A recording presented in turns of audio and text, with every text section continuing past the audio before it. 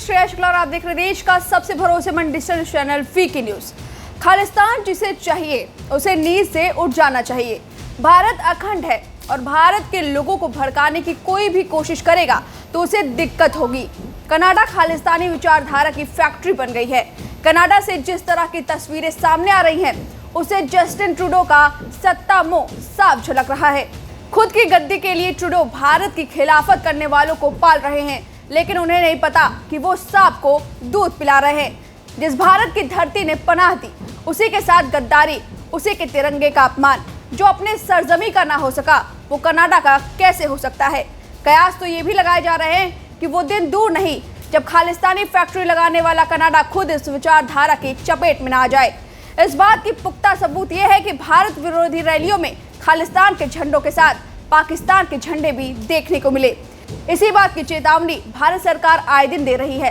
खालिस्तानी उग्रवादियों की हिमाकत इस तरह बढ़ गई है कि वो अब भारत को उकसा रहा है, भारतीय प्रतिष्ठानों और राजनयिकों को निशाना बना रहा है। पिछले दिनों कनाडा में खालिस्तान समर्थकों ने ऑनलाइन पोस्टर फैलाए थे जिससे भारतीय राजनयिकों को जान से मारने की धमकी दी जा रही है। लेकिन वो शायद भूल रहे हैं भारत के विदेश मंत्री का पारा चढ़ने में देर नहीं लगती। अमृतपाल ने भारत में जब हद पार कर दी तो गृह मंत्री के एक दिन भाषण के बाद ही उसे गिरफ्तार कर लिया गया। अमित शाह ने ऐलान किया था पहले अमृतपाल खुलेआम घूमता था लेकिन अब वह नहीं बच सकता और बस 24 घंटे के अंदर ही अमृतपाल जेल पहुंच गया।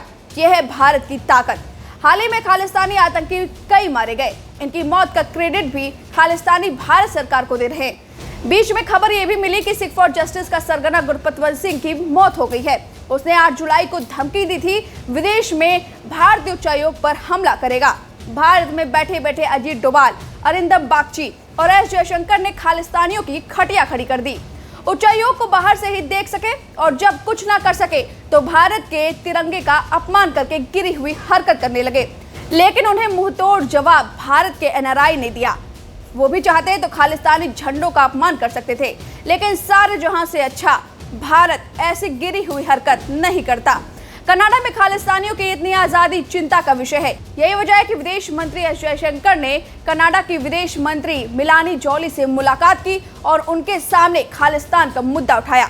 विदेश मंत्री ने हिंसा को उकसाने वालों से कड़ाई से निपटने और कनाडा में भारतीय राजनयिकों की सुरक्षा सुनिश्चित करने पर जोर दिया।